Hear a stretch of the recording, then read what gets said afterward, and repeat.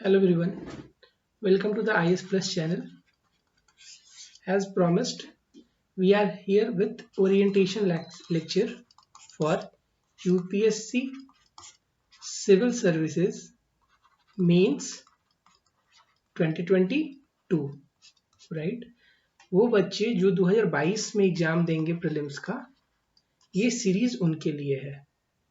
Overall जो GS paper 1, 2, 3 और 4 की फीस है, ये combined most of the coaching इन दिल्ली में 1.8 lakhs के अराउंड पड़ती है, कहीं कहीं तो 2.5 भी है।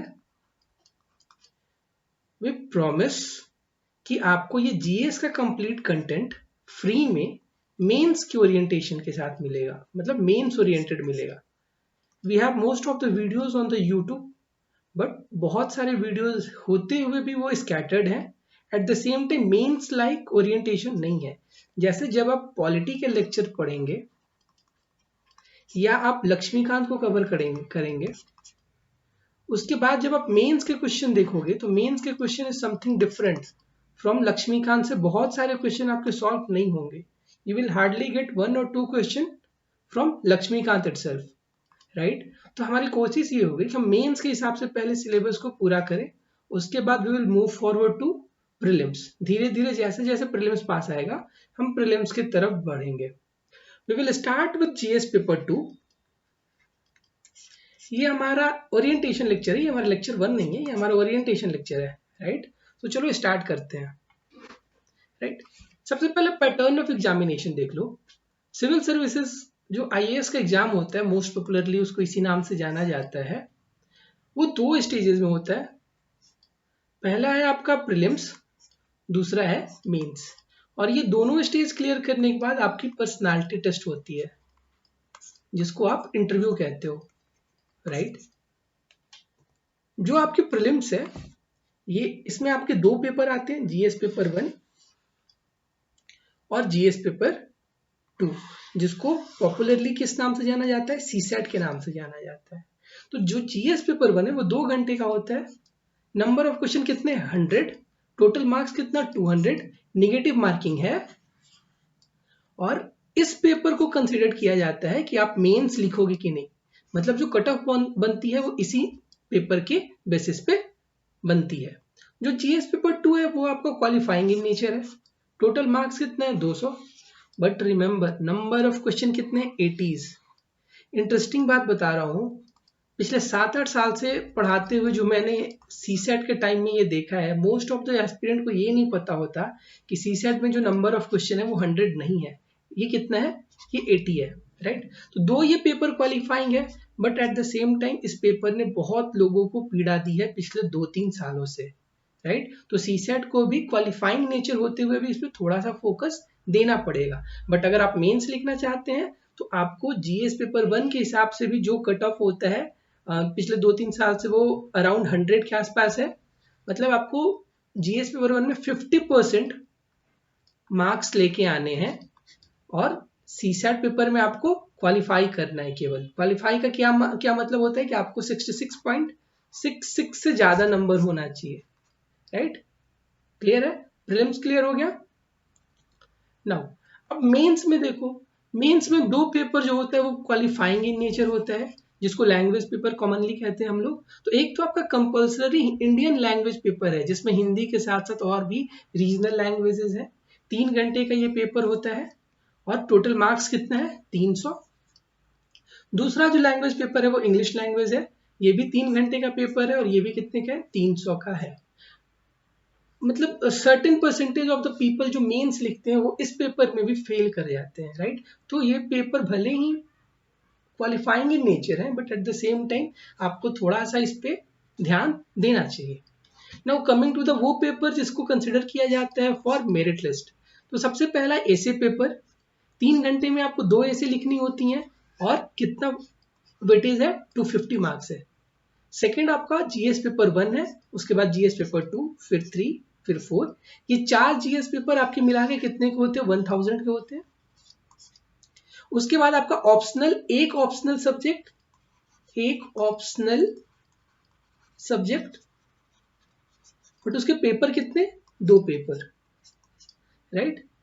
तो आपका ऑप्शनल 500 का, आपके जनरल स्टडीज 1000 मार्क्स और आपका एसे 250 मार्क्स, इसको कंसिडर किया जाता है मेरिट में। और बाकी आपके जो ये 300 एंड 300 के 2 लैंग्वेज पेपर हैं, ये क्वालिफाइंग इन नेचर है। अब जो मेन मुद्दा था इस वीडियो का कि आपको सिलेबस के साथ रूबरू कराया जाए GS paper 1 and GS paper 2 का, राइट। सिंस हमारा लेक्चर पॉलिटी के साथ स्टार्ट होगा, तो हमारा डिटेल एनालिसिस इस वीडियो में जीएस पेपर 2 के सिलेबस को करेंगे, बट एक बार ऊपर ऊपर की नजर से जीएस पेपर 1 को भी समझ लेते हैं।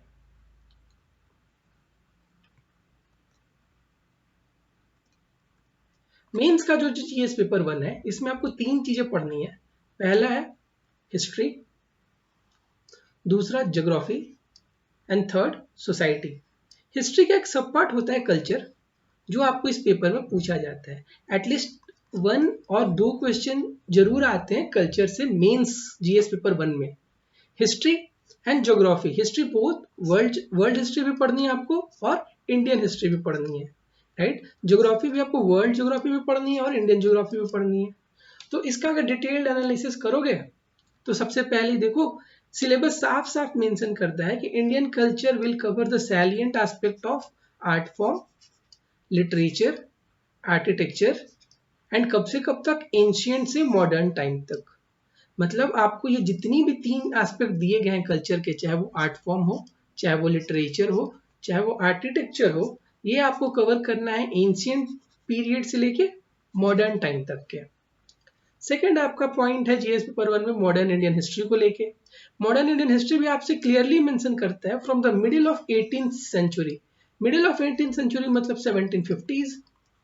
और जो सबसे लैंडमार्क इवेंट इस टाइम पीरियड के अराउंड हुआ था वो बैटल ऑफ पलासी हुआ था।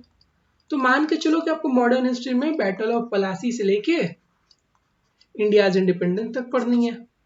Until the present significant event, personalities and issues. देखो ये प्रेजेंट लगाने के पीछे मतलब ये है कि आज भी मॉडर्न हिस्ट्री के, मॉडर्न इंडियन हिस्ट्री के कई सारे ऐसे एस्पेक्ट हैं, कई सारे ऐसे इवेंट हैं जो आज भी रिलेवेंट है। फॉर एग्जाम्पल अनटचेबिलिटी, विमेन का participation, right right, SC STs, ये सारे जो चीजें वो आज भी रिलेवेंट है। तो मॉडर्न हिस्ट्री में आपको कब से कब तक पढ़ना है, 1757 से लेके आपको 1947 तक, ये कोर हिस्ट्री है। और प्रेजेंट में भी अगर कोई इवेंट है जो इंपॉर्टेंट है तो आपको उस पर भी नजर रखनी पड़ेगी। थर्ड है आपका Indian freedom struggle, various stages. Gandhian stages क्या था, मॉडरेट्स कौन थे, एक्सट्रीमिस्ट कौन थे, फिर रिवोल्यूशनरी, टेररिज्म वगैरह, ये सारी चीजें आपको पढ़नी है। At the same time different part of India ने से डिफरेंट लोगों ने, जैसे नॉर्थ ईस्ट से कई लोगों ने कंट्रीब्यूट किया, राइट, सदर्न इंडिया से किसी ने कंट्रीब्यूट किया, उन लोगों के कंट्रीब्यूशन को और उन कंट्रीब्यूटर्स को भी इंपॉर्टेंट माना जाएगा एग्जाम पॉइंट ऑफ व्यू से। फिर आपका पोस्ट इंडिपेंडेंस है, हार्डली एक क्वेश्चन पूछते हैं या तो वो भी नहीं, ठीक है। पोस्ट इंडिपेंडेंस कंसोलिडेशन, आपको पता था कि इंडिया को कंसोलिडेट करने में सरदार पटेल ने बहुत इंपॉर्टेंट रोल प्ले किया था, और जो रीऑर्गेनाइजेशन हुई है 1947 के बाद, राइट, ये इंपॉर्टेंट है आपके पोस्ट इंडिपेंडेंस के सिलेबस में। Now coming to your world history, this is the most neglected part by the aspirant, but scoring होता है, right, because question mostly non dimension से आता है। जैसे ये ऑलरेडी कह रहा है कि we will ask question from 18th century, मतलब 1700s के आसपास से हम लोग क्वेश्चन पूछेंगे। And the focus area will be industrial revolution, world war, withdrawal of national boundaries, colonization, decolonization, political philosophies like communism, capitalism, socialism. Now, two things are very very important in this topic. Socialism एक तो important पड़ जाता है, and दूसरा आपका colonization and decolonization, right, ये तो important है जिससे ये क्वेश्चन पूछते रहते हैं। बाकी जो इंडस्ट्रियल रिवोल्यूशन है या अमेरिकन रिवोल्यूशन है या फ्रेंच रिवोल्यूशन है, ये तो डिटेल में सबको पता ही होता है, बट ये 2 नेग्लेक्टेड एरिया होते हैं जिसपे आपको ध्यान देना चाहिए। तो डीकोलोनाइजेशन वाला, ये एरिया स्पेसिफिक आप पढ़ लेना, जैसे साउथ ईस्ट एशिया का डीकोलोनाइजेशन या फिर अफ्रीका का डीकोलोनाइजेशन, राइट, साउथ अमेरिका में जो डीकोलोनाइजेशन की वेव चली थी वो सब आपको पता होना चाहिए। We will try it to cover also. फिर सोसाइटी का 3-4 स्टेटमेंट है, जैसे silent feature of Indian society, diversity of India, role of women and women organization, along with population and associated issues. इस बार आई कैन अश्योर यू कि एक question means में population से related जरूर आएगा, चाहे वो पॉपुलेशन कंट्रोल से हो या डेमोग्राफिक डिविडेंड से हो, एक क्वेश्चन जरूर आएगा पॉपुलेशन से। फिर आपका effect of globalisation on Indian society, जैसे ग्लोबलाइजेशन ने टीनेजर्स पे, ग्लोबलाइजेशन ने ओल्ड एज पीपल पे, ग्लोबलाइजेशन ने चिल्ड्रंस पे क्या इफेक्ट डाले, क्या इम्पैक्ट डाले, क्या पॉजिटिव्स हैं, क्या निगेटिव्स हैं, विमेन के रोल ग्लोबलाइजेशन में, ये सारी चीजें इंपॉर्टेंट हो जाती हैं एग्जाम पॉइंट ऑफ व्यू से। फिर अगेन वही social empowerment, communalism, regionalism, secularism. Regionalism से एक क्वेश्चन आता है, राइट, एंड सेकुलरिज्म से भी चांसेस रहते हैं कि क्वेश्चन पूछेंगे। देन कम्स योर ज्योग्राफी वाला पार्ट, तो वहां पे they cover silent feature of world physical geography, जिसमें geomorphology, climatology, oceanography, environment geography, ये सब पूछा जाता है। एट द सेम टाइम आपको ये भी पता होना चाहिए कि वर्ल्ड में नेचुरल रिसोर्सेज का डिस्ट्रीब्यूशन कैसा है, एंड ऑल्सो आपको ये पता होना चाहिए कि फैक्टर्स रिस्पॉन्सिबल हैं for the location of primary, secondary and tertiary sector in various part of the world including India. जैसे फॉर एग्जाम्पल, अगर आईटी इंडस्ट्री इंडिया में फ्लरिश कर रही है तो what are the factors responsible, right. अगर India में मैन्युफैक्चरिंग वीक है तो क्यों वीक है, अगर मैन्युफैक्चरिंग चाइना में फ्लरिश कर रही है तो क्या रीजन है, राइट। क्लियर है कि नहीं है? तो ये आपको इकोनॉमिक ज्योग्राफी का ये एस्पेक्ट आपको पता होना चाहिए। उसके बाद फिर आपकी आती है जियोमॉर्फोलॉजी की एक सब पार्ट है, earthquake, tsunamis, volcanic activity, climatology का ये साइक्लोन, यानी वो जियो फिजिकल फिनोमेना जो डे टू डे लाइफ में आप फील करते हो, जैसे earthquake, tsunamis, cyclones. Eight the same time various geographical features, their location, changes in critical geographical features, जैसे क्लाइमेट चेंज की वजह से आइस कैप्स का पिघलना, हिमालय में चेंजेस, राइट, जो वाटर बॉडीज निकलती हैं हिमालय में उसमें जो चेंजेस आई हैं क्लाइमेट चेंज के चलते, राइट, जो अमेजन फॉरेस्ट वगैरह में चेंजेस आ रहे हैं, ठीक है, फॉरेस्ट फायर एक इंपॉर्टेंट फैक्टर है।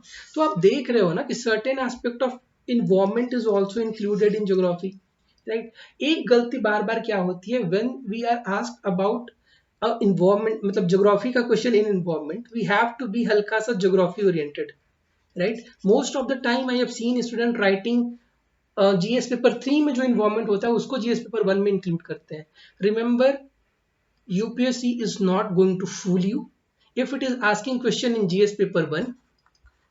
Understand they are trying to check you only 3 part: what is your knowledge of history, what is your knowledge of society, and what is your knowledge of geography. So if they are asking a topic on climate change, then it does not means कि आपको अपना पूरा का पूरा ज्ञान जो है environment का वो डाल देना है। It is true कि geography और environment linked है, तो आंसर में भी geography की झलक आनी चाहिए GS पेपर 1 में। That's all from my side for the explanation of GS paper 1। जब हम GS पेपर 1 स्टार्ट करेंगे तो हम इन सब चीजों को और डिटेल में पढ़ने की कोशिश करेंगे। Now coming to the most important part of this video lecture, GS paper 2 का सिलेबस।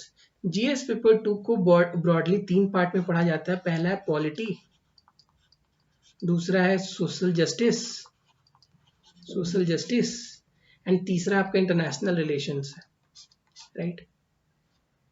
इसको अपन बहुत डिटेल में और मेंस ओरिएंटेड पढ़ेंगे। बहुत बार बच्चे ये कहते हैं कि सर मैंने कोचिंग की, सर मैं पढ़ चुका हूँ लक्ष्मीकांत, बट मेंस के क्वेश्चन सॉल्व नहीं हो पाते। तो हमारा कंसर्न यही है कि आपको मेंस ओरिएंटेड प्रिपरेशन कराई जाए, आपको आपके दिमाग में चीजें डाली जाए ताकि आप जाके एटलीस्ट 250 वर्ड्स के अराउंड अपने आंसर्स लिख पाओ, right. Most of the time ऐसा भी होता है कि मोस्ट ऑफ द बच्चे जो होते हैं वो प्रीलिम्स क्वालिफाई कर जाते हैं, बट मेंस की प्रिपरेशन उनकी बिल्कुल नहीं होती, तो फिर ये अटेम्प्ट वेस्ट हो जाता है। तो हम ये नहीं चाहते। एटलीस्ट जो बच्चे 2022 के लिए प्रिपेयर कर रहे हैं, हम चाहेंगे वो मेंस लिखें और मेंस सक्सेसफुली लिखें कि वो इंटरव्यू दें, राइट।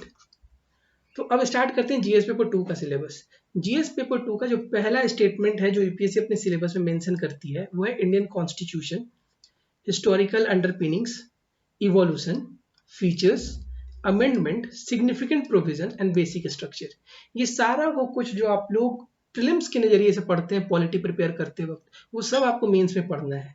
जैसे basic structure, significant provision right, fundamental rights, DPSP, fundamental duties, emergency provision वगैरह वगैरह, ये सारी चीज आपको पढ़नी है, अच्छे से पढ़ने, मेंस ओरिएंटेड पढ़नी है। सेकेंड जो स्टेटमेंट है वो है आपका यूनियन और स्टेट के बीच जो फंक्शंस हैं, जो रिस्पॉन्सिबिलिटी हैं, जो इश्यूज आ रही हैं फेडरलिज्म को लेके, राइट। फिर डिवोल्यूशन ऑफ पावर को लेके जो आपका टॉपिक है वो पता होना चाहिए कि पंचायती राज वगैरह को कैसे स्ट्रेंथन किया जा सकता है, कैसे जो फिनेंशियल चैलेंजेस फेस करते हैं लोकल लेवल पे, खास करके म्यूनिसिपैलिटी और पंचायत, उसको स्ट्रेंथन किया जाए। थर्ड टॉपिक आपका सेपरेशन ऑफ पावर, ये मॉन्टेस्क्यू का दिया हुआ एक कॉन्सेप्ट है, राइट। इसके साथ साथ एक कंटेम्प्रेरी, मतलब कंटेम्प्रेरी तो नहीं, इससे मिलता जुलता एक कॉन्सेप्ट है चेक एंड बैलेंस का, उसको भी देखेंगे हम लोग। फोर्थ जो स्टेटमेंट है वो इंडियन कॉन्स्टिट्यूशन को कंपेयर कर रखा है इसने अदर्स कंट्री के साथ, जैसे चाइना। देखो हो सकता है कि जो कंट्री का मैं नाम लूँ डेमोक्रेटिक नहीं हो, but at the same time question पूछा जा सकता है।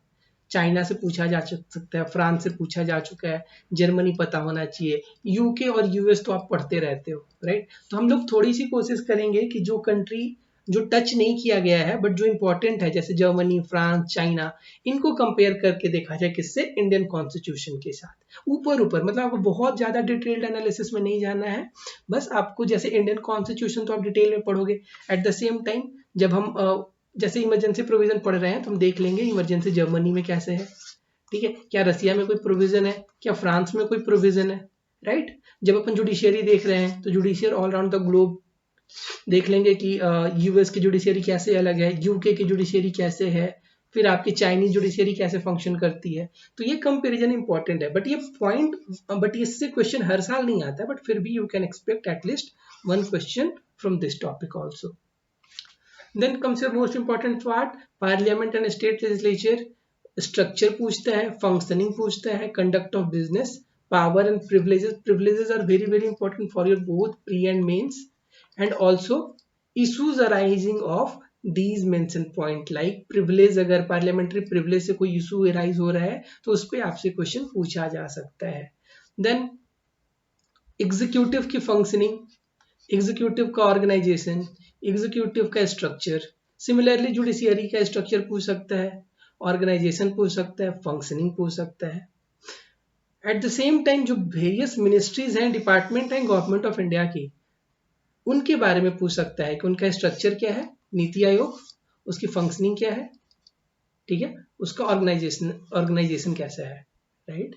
सिमिलरली प्रेशर ग्रुप्स आपको पता है, जैसे बहुत सारे स्टूडेंट यूनियन होते हैं, फार्मर्स यूनियन है, ठीक है, बिजनेस यूनियन है, ये सारे के सारे क्या करते हैं, though they do not directly take part in politics, election में नहीं लड़ते, but yet they act as influencer, ठीक है, टिकटॉक वाले इन्फ्लुएंसर नहीं, ठीक है, पॉलिटिकल इन्फ्लुएंसर। तो ये जो फॉर्मल और इनफॉर्मल एसोसिएशंस और इनका रोल इन पॉलिटी, जैसे फार्मर्स एसोसिएशन का क्या रोल है, ठीक है, और ये किस हद तक इन्फ्लुएंस कर सकते हैं वगैरह वगैरह, ये सारी चीजें पढ़नी है इस वाले टॉपिक में। फिर आपका जो दो रिप्रेजेंटेशन ऑफ पीपल एक्ट है 1950 का, 1951 का, उसको अच्छे से पढ़ेंगे, ठीक है।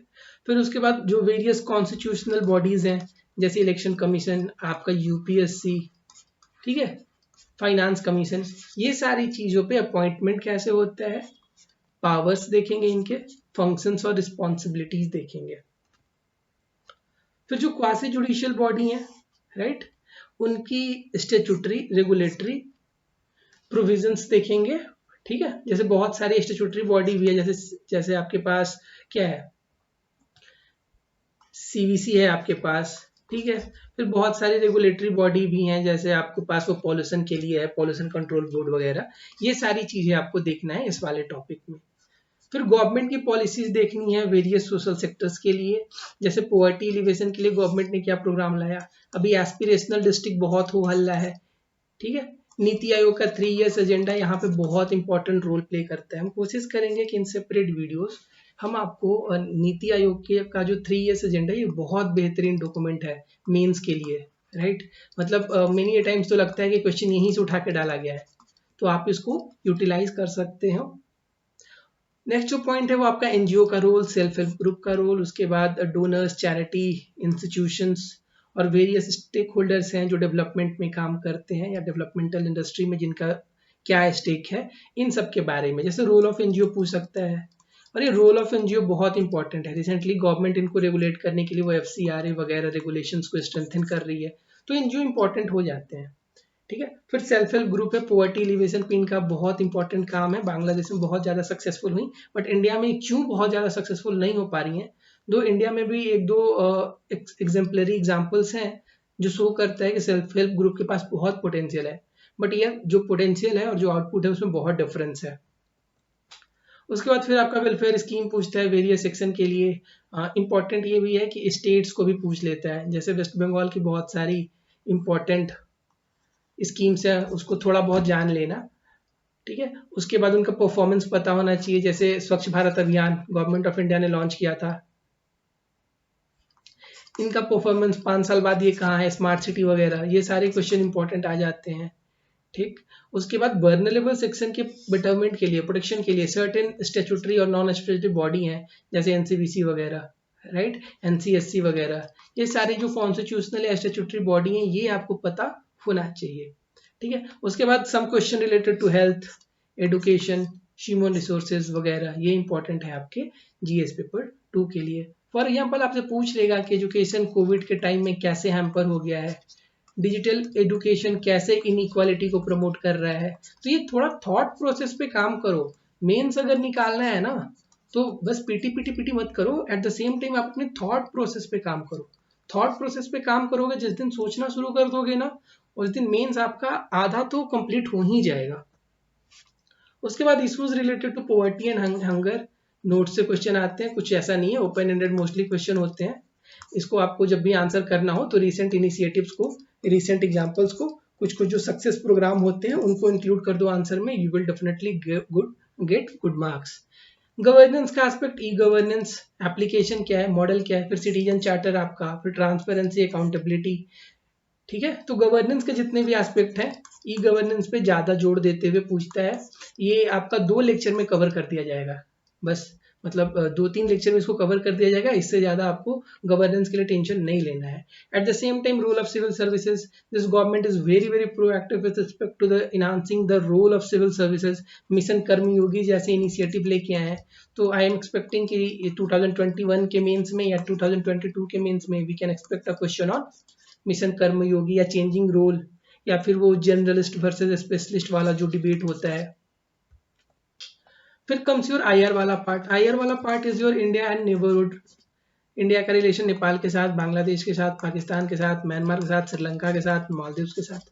एट द सेम टाइम वैसे कोई बायलैटरल अग्रीमेंट जो इंडिया या इंडिया के इंटरेस्ट को अफेक्ट कर रहे हैं, means I am giving example, हो सकता है कि there is an agreement between US and China, though India is not a directly party, but हो सकता है कि इंडिया का इंटरेस्ट इस अग्रीमेंट के साथ अफेक्टेड हो, तो इन दिस सिनेरियो ये अग्रीमेंट इंपॉर्टेंट हो जाता है तुम्हारे मेंस के पेपर 2 के लिए।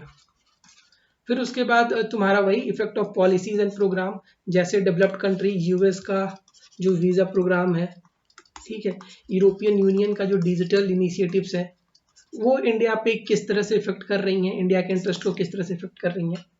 फिर इंडियन डायस्पोरा एक बहुत इंपॉर्टेंट रोल प्ले करता है इंडिया की फॉरेन पॉलिसी को शेप करने में, तो ये पता होना चाहिए। उसके बाद इंटरनेशनल इंस्टीट्यूशंस जैसे यूनाइटेड नेशन हो गया, जैसे WTO हो गया, जैसे WHO हो गया। ठीक है, आई एम एक्सपेक्टिंग कि इस साल शायद WHO पे क्वेश्चन आए, इसका मैंडेट और इसका स्ट्रक्चर, राइट। तो जीएस पेपर 2 में इतना ही पढ़ना है आपको, मतलब इतना ही नहीं है, बस है तो पढ़ लेना, इतना ही पढ़ना है। 3 चीजें पढ़नी है आपको, पॉलिटी पढ़नी है, गवर्नेंस पढ़नी है एंड आईआर पढ़ना है। तो पॉलिटी आपका हार्डली 35 डेज मेंस ओरिएंटेड होगा कंप्लीटली। वैसे यूट्यूब पे बहुत सारे वीडियोस भरे पड़े हैं, तो अगर आपको प्रीलिम्स के लिए प्रिपेयर करना है तो आप कर सकते हो, बट मेंस के लिए कोई भी ढंग का वीडियोस नहीं है, बहुत सारे पेड कोर्सेज में भी उसको कवर नहीं किया जाता है। गवर्नेंस आपका 3-4 दिन में खत्म कर देंगे, eight the same time IR आपका 15 दिन में, मतलब 60 डेज के अराउंड अगस्त एंड सितंबर तक आपका जीएस पेपर 2 खत्म हो जाएगा। देखो जो टाइम लगता है वो जीएस पेपर 2 और जीएस पेपर 1 में ही लगता है, राइट। बाकी जीएस पेपर 3 आपका हार्डली 40 डेज के अंदर, और जीएस पेपर 4 आपका हार्डली 35 डेज के अंदर कवर हो जाता है। तो ये पूरा का पूरा जो मेंस का सिलेबस है, will try to do it by March तक, मार्च के एंड तक या हार्डली अप्रैल तक हम लोग कोशिश करेंगे कि जीएस पेपर 1 2 3 4 को कवर कर दिया जाए, राइट। चलो एक बार इसको क्लियर करते हैं। देखो जीएस पेपर 2 का जो अप्रोच है उसमें आपको सबसे पहले बुक लिस्ट देख लो। आप लक्ष्मीकांत केवल एक बुक पढ़ सकते हो, क्योंकि गवर्नेंस के लिए कोई अच्छी बुक नहीं है। गवर्नमेंट की सर्टेन डॉक्यूमेंट है जो हम आपको पीडीएफ के फॉर्म में प्रोवाइड कर देंगे। लक्ष्मीकांत की गवर्नेंस की बुक उतनी अच्छी नहीं है। आईआर के लिए कोई बुक अच्छी नहीं है, राइट। तो देखो जो क्वेश्चंस आते हैं आईआर में मोस्टली करंट ओरिएंटेड होते हैं, तो करंट ओरिएंटेड के लिए newspaper are the best source, और हम जो आपको पढ़ा देंगे उसके बियॉन्ड क्वेश्चन नहीं आना चाहिए, राइट। अगर इसके बियॉन्ड आएगा तो फिर किसी से सॉल्व नहीं होगा। फिर देखो GS paper 2 and GS paper 3 के लिए जो सबसे इंपॉर्टेंट बात है, current affairs are the backbone of this paper. Means अगर पार्लियामेंट में अगर कोई इवेंट हो रहा है उससे क्वेश्चन आएगा ही आएगा। जैसे वन नेशन वन इलेक्शंस को लेके बहुत हो हल्ला था, क्वेश्चन आएगा ही आएगा, राइट। पॉपुलेशन कंट्रोल का भी हल्ला चल रहा है, तो इससे क्वेश्चन आएगा ही आएगा, चाहे वो जीएस पेपर 1 में आए या 2 में आए, राइट। तो करंट अफेयर्स को बहुत अच्छे से करो, specially for GS paper 2, right. हम कोशिश करेंगे वीक में एक दिन करंट अफेयर्स सब्जेक्ट वाइज आपको प्रोवाइड करा दें। अगर वीडियो सॉल्यूशन पॉसिबल नहीं है तो पीडीएफ भी एटलीस्ट प्रोवाइड करा दे, ताकि आपके पास एक जगह सब कुछ कंपाइल्ड हो जाए, राइट। तो बुक लिस्ट पता चल गया जीएस पेपर 2 का। अभी थोड़ी देर बाद मैं कोशिश करूंगा कि जो अपना पहला लेक्चर है वो मैं यहाँ डाल दूं पॉलिटी का, ठीक है। पॉलिटी के बाद अपन कैसे चलेंगे, फिर गवर्नेंस एंड फिर इंटरनेशनल रिलेशन। क्लास की टाइमिंग दो वादा तो नहीं करते, बट हाँ 4 PM के अराउंड हमारा रोज आपको मेंस का वीडियो मिल जाएगा, राइट। और मंडे टू फ्राइडे ये वीडियोस आएंगे। बाकी सैटरडे को आपकी आंसर राइटिंग होगी, जो भी हम एक वीक में पढ़ेंगे, मतलब पिछले 5-6 दिनों में हमने जो भी पढ़ा है उसको सैटरडे को अपन एनालाइज करेंगे, आप उसको आंसर राइटिंग प्रैक्टिस कर लेना, राइट। आंसर राइटिंग सबसे इंपॉर्टेंट थिंग है। देखो कई बार होता है आपको सब कुछ पता है, you know everything about federalism, but अगर पूछा जाए कि issues related with Indian federalism, कुछ नहीं होता, जीरो हो जाते हो फिर वहां पे, राइट। तो जीरो नहीं होना, आंसर लिखते जाना है, ठीक है। पहले दिन से नहीं लिखेंगे, लेकिन हाँ जब एक टॉपिक खत्म हो जाएगा, जब मेरा फंडामेंटल राइट खत्म हो जाएगा तो मैं फंडामेंटल राइट पे क्वेश्चंस लिखूंगा, राइट। जब डीपीएसपी खत्म हो जाएगा तो मैं डीपीएसपी पे क्वेश्चन लिखूंगा, राइट। जब इमरजेंसी प्रोविजन खत्म हो गया तो मैं क्वेश्चंस लिखूंगा, राइट। आंसर लिखना है, बहुत ज्यादा आंसर नहीं लिखना। जैसे बहुत सारे ऑनलाइन पोर्टल हैं, 8-8 10-10 क्वेश्चन, कई कई तो 15-15 क्वेश्चन पर डे देते हैं। अभी प्रैक्टिकली पॉसिबल नहीं है कि आप 15 क्वेश्चन रोज लिख पाओ, राइट, और ना ये फिजिबल है, ठीक है। तो ओवर हार्ड वर्क से भी बचना चाहिए, स्मार्टली काम करो, ठीक है, लिमिटेड करो हर काम को। ये 15-15 क्वेश्चन पर डे लिखने की कोई जरूरत नहीं है। अगर आप एक क्वेश्चन पर डे लिख रहे हो या सैटरडे संडे को मिलके आप 7 क्वेश्चन लिख दे रहे हो ना इन 2 दिनों में, मोर देन इनफ है, ठीक है। तो 5 दिन पढ़ाई करो, सैटरडे को क्वेश्चंस लिख लो, और जो डाउट है वो आप हमसे पूछो, हम तो हैं ही आपके साथ अगले 1 साल तक, राइट। तो जो बच्चे 2022 की प्रिपरेशन कर रहे हैं उनके लिए ये कोर्स बहुत इंपॉर्टेंट है, सो प्लीज शेयर कर लेना। शेयर इसलिए कर लेना क्योंकि स्टूडेंट कम्युनिटी में ये होती है, बताना नहीं चाहते अच्छे से अच्छे जो क्वालिटीज होते हैं बता दो, ठीक है। मैं एश्योर करता हूँ कि शेयर करने की वजह से तुम्हारा सिलेक्शन ऐसा नहीं होगा कि नहीं होगा, मतलब अगर तुमने शेयर कर दिया तो ये बहाना नहीं बन सकता कि मैंने ये क्वालिटी बहुत लोगों को बता दी तो उसका सिलेक्शन हो गया। प्लीज अगर ये इनिशिएटिव पसंद है तो लोगों के बीच में शेयर करना, अपने फ्रेंड्स के बीच में शेयर करना, बिकॉज कोविड के टाइम में हर कोई इम्पैक्टेड हुआ है। हम बहुत लकी थे, हम लोग बहुत लकी थे, शायद मैं बहुत लकी था कि मैंने किसी को नहीं खोया। ये टाइम है सोसाइटी को वापस देने का, जो हमने पिछले 7-8 सालों से कमाया है, जो मैंने पिछले 10 सालों में पढ़ा है, राइट। तो ये एक इनिशिएटिव है, अच्छे इरादे के साथ आगे बढ़ना चाह रहे हैं, देखते हैं किस हद तक कामयाब होते हैं। और हमारा टेलीग्राम ग्रुप है, उसको आप ज्वाइन कर लो। आप अपने बहुत सारे क्वेश्चन पूछो, जितने क्वेश्चन पूछोगे हमें उतना मजा आएगा आंसर करने में, राइट। तो बस एक और चीज मुझे बतानी है, हमारा एक फ्रेंड है, he got double digit rank, नाम नहीं बता सकता, रैंक मतलब ठीक है, डबल डिजिट रैंक आया उसका। एक चीज मैंने उससे पूछा कि आखिर वो क्या चीज है जो बाकियों को अलग करती है, that is revision. I am telling you, बहुत लोग हैं जो बहुत ज्यादा जानते हैं, but due to lack of revision, because of proper orientation की कमी की वजह से, they are not able to clear mains और clear prelims whatsoever. So revision is the key. And revision के लिए सबसे इंपॉर्टेंट चीज है कि आपका एक सोर्स हो पर सब्जेक्ट बस। उस सोर्स को आप बार बार पढ़ो। जैसे अगर आप पॉलिटी पढ़ रहे हो तो आपकी जो पॉलिटी की क्लास नोट्स है, जो मैं क्लास में लिखाऊंगा, जो हम क्लास में लिखाएंगे, अगर ये नोट्स आपको बार बार आपने 10 बार 15 बार रिवाइज नहीं की, तो बेटा देयर इज चांस कि आप प्रीलिम्स में ऑप्शन ए और ऑप्शन बी में कंफ्यूज हो जाओगे, ऑप्शन सी ऑप्शन डी में कंफ्यूज होते रहोगे, राइट। तो मैक्सिमम रिवाइज करो, मैक्सिमम रिवाइज करो, राइट। रिवीजन को एकदम एकदम मतलब रिवीजन तो ऐसा होना चाहिए ना कि आपको पता होना चाहिए कि सर ये फंडामेंटल राइट का आर्टिकल 13 है, ये पेज नंबर 13 के लेफ्ट हैंड साइड पे है, राइट। इस तरह से रिवाइज कर लो तो उस टाइम गलत नहीं होगा। जो लोग फर्स्ट अटेम्प्ट सेकंड अटेम्प्ट में क्वेश्चन जो एग्जाम निकालते हैं, उनका अगर बाकी का जो अटेम्प्ट लगता है, बस एक ही चीज है जो कमी है, रिवीजन की कमी है। Those who are successful are found of multiple revision. उन्होंने 15 बार पॉलिटी रिवाइज किया है, 10 बार मॉडर्न हिस्ट्री रिवाइज किया है, 10 बार इकोनॉमिक्स रिवाइज किया है, राइट। तो अगर आप अपने अटेम्प्ट बचाना चाहते हो, अगर आप चाहते हो कि इनिशियल स्टेजेस में आप एग्जाम को क्लियर कर जाओ, तो दिस इज द की, रिवाइज मोर एंड रीड जितना हम पढ़ा रहे हैं और जो स्टैंडर्ड बुक है, ठीक। नोट मेकिंग बहुत इंपॉर्टेंट आ जाता है, क्योंकि सिविल सर्विसेज में आपको आंसर्स भी लिखने हैं, तो नोट मेकिंग बहुत इंपॉर्टेंट है। देखो, आई डोंट थिंक कि किसी ने यूट्यूब पे इसको शेयर किया होगा, बट मैंने करीब 10,000 बच्चों के साथ इसको शेयर किया है, ठीक है। तो मैं जितना बता रहा हूँ इस चीज को देखो, ये आपका पेज होता है, एक तरफ आपका लेफ्ट हैंड साइड है, दूसरी तरफ आरएचएस साइड है। तो आपकी जो भी कॉपी होती है ना, आप उसमें केवल राइट हैंड साइड में लिखो। फॉर एग्जाम्पल, अगर मैं आर्टिकल 13 लिख रहा हूँ, तो मैं आर्टिकल 13 को इधर लिखूंगा, ये ये लेफ्ट हैंड वाला साइड पूरा छोड़ देंगे, इसको ब्लैंक छोड़ दो। फिर if U turn the pages again, left hand side पूरा छोड़ दो, राइट हैंड साइड में लिखो।